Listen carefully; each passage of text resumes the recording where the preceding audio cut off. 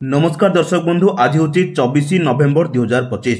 चलतु देखने सकाल किसी गुरुत्वपूर्ण खबर जदि पर्यंत वीडियो को लाइक करना वीडियो को लाइक करने सह चैनल को सब्सक्राइब करी कमेंट माध्यम जानतु आपण माने क्यों जिला देखुचंती जहाद्वारा एभली गुरुत्वपूर्ण खबर आपण मानक पाखरे सर्वप्रथमे पहुंची पारिबो। नंबर 1 केंद्र मंत्री को चिठी लिखिले अनुरोध कले धर्मेंद्र प्रधान। ओडिशा रे 14 कोटी संप्रदाय को केंद्र अन्य पछुआ वर्ग ओबीसी तालिका सामिल करबा पई केंद्र शिक्षा मंत्री तथा संबलपुर एमपी धर्मेंद्र प्रधान राष्ट्रीय पछुआ वर्ग आयोग एनसीबीसी अध्यक्ष हंसराज गंगराम अहिरी को चिठी लिखि अनुरोध करिसेंती। ओडिशा सरकार सामाजिक और शिक्षागत भाव पछुआ वर्ग एससीबीसी तालिका थिबा खंडायत पाइक चषा पाइक आलिया पाइकाली कलिंग शूद्र खंडायत महानायक शूद्र ओडो खंडायत 42 ओडो पाइक हलदिया तेली और राजश्री बलासी 14 जाति को केंद्रीय तालिका सामिल करने श्री प्रधान दाबी करिसेंती। नंबर 2 बंगोपसागर दुईटी बात्या वर्षार आशंकार एवं राज्य में चाषी कूल चिंतार रही। एपरी स्थिति में बंगोपसागर सृष्टि लघुचाप घूर्णिबल शनिवार सकाल 8:30 सुधा लघुचाप परिणत हो। संध्या सुधा मालका स्ट्रेच समुद्र पार्श्ववर्ती दक्षिण अंडमान सागर उपरे रहिबा सह धीरे धीरे पश्चिम उत्तर पश्चिम दिगु गति करुछि। 24 तारिख बेलकु दक्षिण पूर्व बंगोपसागर लघुचापटी अवपातर रूप नेबार संभावना रही। यार परवर्ती 48 घंटा अर्थात 26 तारिख बेलकु दक्षिण पश्चिम बंगोपसागर उपरे अधिक घनीभूत हो बोली आंचलिक पाणीपाग विज्ञान केन्द्र पक्षरु सूचना दी जाइछि। नंबर 3 ओडिशा गस्तर आछन्ती महामहिम राष्ट्रपति द्रौपदी मुर्मू। नवेम्बर 27 तारिख 2 दिनिया ओडिशा गस्तर आछन्ती राष्ट्रपति द्रौपदी मुर्मू। आसंता 27 रु विधानसभा शीतकालीन अधिवेशन आरंभ होता बेले प्रथम दिन राष्ट्रपति द्रौपदी मुर्मू गृह को संबोधित करेंगे। यापर राजभवन में रात्रि जापन करेंगे। सेठारु राजभवन आसिबा परे 2:25 कलिंग अतिथि निवास रे उद्घाटन करेंगे। एठार अनुष्ठित स्वतंत्र उत्सव में राज्यपाल केन्द्रमंत्री मुख्यमंत्री राज्य किछि मंत्री प्रमुख सामिल हेबे। 28 गृह सरकार प्रथम अतिरिक्त बजेट आगत करेंगे। मुख्यमंत्री मोहन चरण माझी यह गृह में उपस्थापित करेंगे। 8 तारिख में संपर्कित व्यय मंजूर बिल गृह आगत होपर विभिन्न कार्यक्रम में जोगदे से ही दिन दिल्ली प्रत्यावर्तन करेंगे राष्ट्रपति द्रौपदी मुर्मू। नंबर 4 एथर साबाड़ हे बाली माफिया एणिकी बेआईन भाव बाली उत्तोलन कर बिक्री करें। लीजधारी और मन इच्छा दर बढ़ाई पारे। बाली पर सरकार एमएसपी लागू करेंगे। सरकार निर्धारित कर एमएसपी दर में बिक्री हो बाली। एमएसपी लागू होगा द्वारा टिके सस्तार लोकंकु मिलिबो बाली एणिकी इ लटरी जरिया मिलिबो लघु खणी। सेहीपरि बाली गच्छित करी रखिया पई स्टोरेज लाइसेंस देबे दरकार। विभिन्न स्टोरेज लाइसेंस रे बाली अन्य लघु खनिज पदार्थ के बेआईन गच्छित करी रखि पारिबे नाही।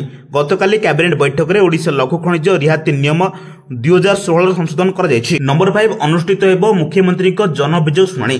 सोमवार सकाळ 10:30 समय भुवनेश्वर यूनिटी 2 स्थित पूर्वतन सरकारी प्राथमिक विद्यालय ठारे मंत्री को जनशुणाणी करिवे। गत सेप्टेम्बर 8 तारिख में जो मैंने मुख्यमंत्री साक्षात अभियोग करते शुणाणी से उद्दिष्ट विवेचना पड़ी पुनः पंजीकरण आवश्यकता पड़ो ना। एने साधारण प्रशासन और साधारण अभियोग विभाग पक्षर सूचना दी जाइए। नंबर 6 दिल्ली फेरी सीधासख सरकारी कार्य कले मुख्यमंत्री। 3 दिनिया व्यस्तबहुल दिल्ली गस्तरू फेरी लोकसेवा भवन को आसी सरकारी कार्य जोग देइछन्ति मुख्यमंत्री मोहन चरण माझी। सूचना योग्य गत शुक्रवार उत्कल केशरी हरेकृष्ण महाताप जयंती अवसर में 2टी कार्यक्रम एवं राज्य कैबिनेट बैठक पर राति मुख्यमंत्री दिल्ली गस्त करते। शनिवार दिल्ली में भारत आंतर्जातिक वाणिज्य मेला जोग देवा सहित केन्द्र मंत्री मानक भेटी विभिन्न गुरुत्वपूर्ण प्रसंग पर आलोचना करछन्ति। आज सकाळ 7टा बेले मुख्यमंत्री दिल्ली बाहरी बिना विश्राम रे भुवनेश्वर विमान बंदर सीधासख लोकसेवा भवन को आसी सरकारी कार्य करछन्ति। नंबर 7 क्रूज रे भितरकनिका बुलिबार मजा नेबे पर्यटक। भद्रक और केन्द्रापड़ा जिलार पर्यटन क्षेत्र गुड़िक पर्यटक माने किभଳି अधिक आकर्षित होई आसिबे सेथिपाई एक नुआ योजना आरंभ कर जायछि। पर्यटकों पाई रिवर क्रूज आसी नदी रे भितरिन पर्यटक माने एक क्रूज रात्रि जापन करिबार मजा नेबे।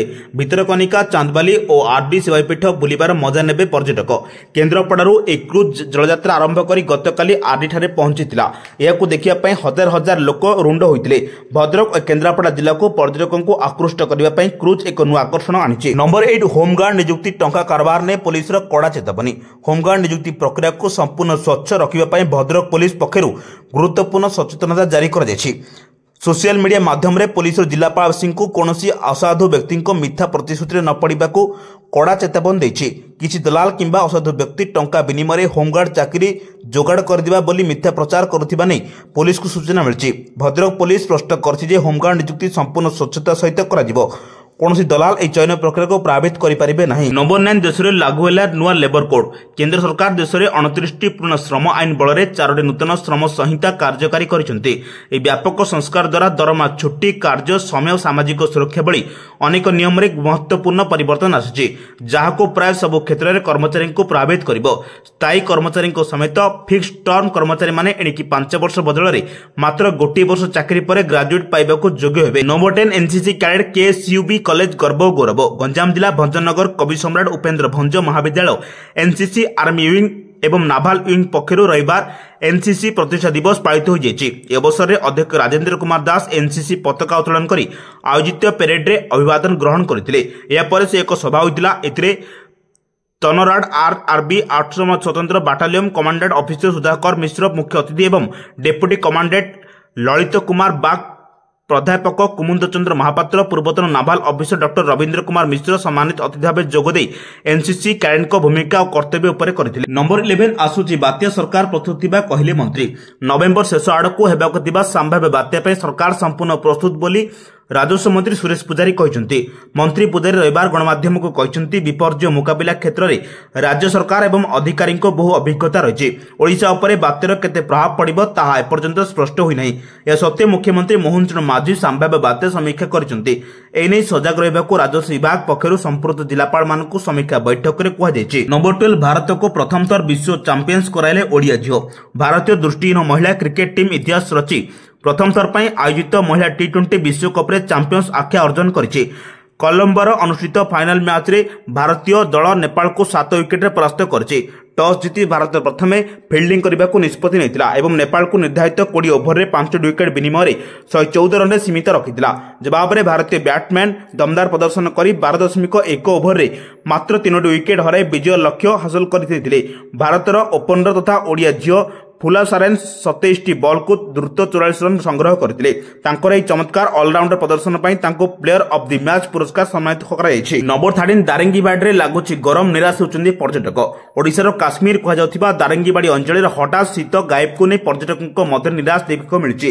ଜଳବାୟୁ ପରିବର୍ତ୍ତନ ସହ ଆଉ ଏକ ଲଘୁଚାପ ଆସିଥିବାରୁ ପାଗ ମେଘୁଆ ରହିବା ସହ ତାପମାତ୍ରା ଦ୍ୱିଗୁଣିତ ବୃଦ୍ଧି ହୋଇ ରବିବାର ସର୍ବନିମ୍ନ ତାପମାତ୍ରା 15 ଡିଗ୍ରୀରେ ପହଞ୍ଚିଛି।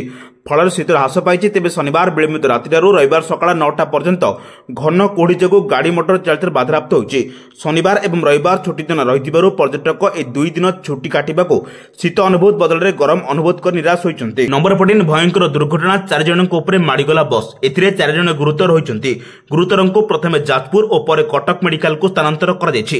ଏଭଳି ଅଭାବନୀୟ ଘଟଣା ଘଟିଛି ଯାଜପୁର ଜିଲ୍ଲା ସଦର ଥାନା ବରିବରୁଆ ରାସ୍ତା କୁଜୁଲା ନିକଟରେ। ରାସ୍ତା କଡ଼ରେ ମର୍ଣ୍ଣିଂ ୱାକ୍ କରିବା ବେଳେ ବସ୍ ମାଡ଼ିଯାଇଛି। ବସ୍ ଜବତ ହୋଇଛି ଏବଂ ଡ୍ରାଇଭରକୁ ଅଟକ ରଖିଛି ସଦର ଥାନା ପୁଲିସ ପଚରାଉଚରା କରୁଛି। ଘଟଣାକୁ ନେଇ ସ୍ଥାନୀୟ ଅଞ୍ଚଳରେ ଉତ୍ତେଜନା ଦେଖାଦେଇଛି। ନମ୍ବର 15 ବଢୁଥିବା ପ୍ରଦୂଷଣକୁ ଦେଖି ଆଡଭାଇଜରି ଜାରି କଲେ ସରକାର। ବଢୁଥିବା ପ୍ରଦୂଷଣ ସ୍ତରରେ ପ୍ରତିକ୍ରିୟାରେ ଦିଲ୍ଲୀ ସରକାର ବାୟୁ ଗୁଣବତ୍ତା ପରିଚାଳନା କମିଶନ CAQMର ନିର୍ଦ୍ଦେଶ ଅନୁଯାୟୀ ରାଜଧାନୀରେ ଥିବା ଘରୋଇ କାର୍ଯ୍ୟାଳୟ ପାଇଁ ଏକ ନୂତନ ପରାମର୍ଶ ଜାରି କରିଛନ୍ତି। ଏହା ଅଧୀନରେ ଘରୋଇ କମ୍ପାନୀଗୁଡ଼ିକ ଏବଂ ସେମାନଙ୍କର 50% କର୍ମଚାରୀଙ୍କ ସହିତ କାର୍ଯ୍ୟାଳୟରେ କାର୍ଯ୍ୟ କରିବେ, ଯେତେବେଳେ ଅବଶିଷ୍ଟ କର୍ମଚାରୀ ଘରୁ କାମ କରିପାରିବେ। ପ୍ରଦୂଷଣ ପରିସ୍ଥିତିକୁ ସନ୍ତୁଳନ କରିବା ପାଇଁ ଏକ ସତର୍କତାମୂଳକ ପଦକ୍ଷେପ ଉପରେ ଏହି ପଦକ୍ଷେପ ନିଆଯାଇଛି। ବର୍ତ୍ତମାନ CRAP ନିୟମାବଳୀର ତୃତୀୟ ପର୍ଯ୍ୟାୟ ଦିଲ୍ଲୀରେ କାର୍ଯ୍ୟକାରୀ ହେଉଛି। ଦିଲ୍ଲୀ ସରକାର କହିଛନ୍ତି ଯେ ପ୍ରଦୂଷଣ ନିୟନ୍ତ୍ରଣ ପାଇଁ ଏହାର ପ୍ରୟାସର ଅଂଶସ୍ୱରୂପ ବିଭିନ୍ନ ଏଜେନ୍ସି ସହିତ ମିଶି 2000ରୁ ଅଧିକ ପ୍ରବର୍ତ୍ତନ କର୍ମଚାରୀ 24/27 ସ୍ଥଳରେ କାର୍ଯ୍ୟ କରୁଛନ୍ତି। ଏହିଭଳି ଗୁରୁତ୍ୱପୂର୍ଣ୍ଣ ଖବର ପାଇବା ପାଇଁ ଆମ ଚ୍ୟାନେଲରେ ଯୋଡ଼ି ରୁହନ୍ତୁ। ଯଦି ପର୍ଯ୍ୟନ୍ତ ଭିଡ଼ିଓକୁ ଲାଇକ୍ କରିନାହାନ୍ତି, ଭିଡ଼ିଓକୁ ଲାଇକ୍ କରିବା ସହ ଚ୍ୟାନେଲକୁ ସବସ୍କ୍ରାଇବ୍ କରି କମେଣ୍ଟ ମାଧ୍ୟମରେ ଜଣାନ୍ତୁ ଆପଣମାନେ କେଉଁ ଜିଲ୍ଲାରେ ଦେଖୁଛନ୍ତି, ଯାହାଦ୍ୱାରା ଏଭଳି ଗୁରୁତ୍ୱପୂର୍ଣ୍ଣ ଖବର ଆପଣମାନଙ୍କ ପାଖରେ ସର୍ବପ୍ରଥମେ ପହଞ୍ଚି ପାରିବ। ବ୍ୟୁରୋ ରିପୋର୍ଟ, ସାବଧାନ ଓଡ଼ିଶା।